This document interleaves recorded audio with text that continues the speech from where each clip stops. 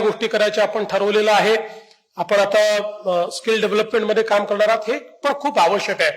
आज आपण बघा की इतक्या मोठ्या प्रमाणात आपल्याकडे कन्स्ट्रक्शन ऍक्टिव्हिटी चाललेली आहे। या कन्स्ट्रक्शन ऍक्टिव्हिटी मध्ये जे काही आपले लेबर असतील, वेगवेगळ्या प्रकारचे कारीगर असतील किंवा वेगवेगळ्या प्रकारचं काम करणारे असतील, यांचंही स्किल डेव्हलपमेंट करणं खूप आवश्यक आहे। आणि मी तर हे सांगतो की आपलं जे बोर्ड आहे BOCWचं, या बोर्डाच्या माध्यमातून आमचा प्रयत्न आहे की बांधकाम कामगारांना योग्य प्रकारे त्या ठिकाणी सुविधा मिळाल्या पाहिजे, त्यांना योग्य प्रकारे प्रशिक्षण मिळालं पाहिजे। आमचे राज्यमंत्री या ठिकाणी बसलेले आहेत, आशिष जयस्वालजी, ते कामगार मंत्री देखील आहेत, त्यामुळे ते देखील याच्यामध्ये लक्ष घालतायत।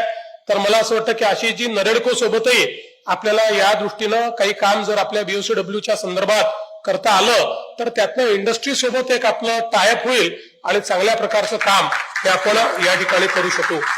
मागच्या काळामध्ये तुम्ही एक चांगलं त्या ठिकाणी हाऊसिंगचं प्रदर्शन वगैरे केलं होतं, मी घाईघाईत आलो होतो, पण यावर्षी अजून चांगलं करा, राजनची मदत घ्या। मुंबईमध्ये हे लोक खूप चांगलं करतात।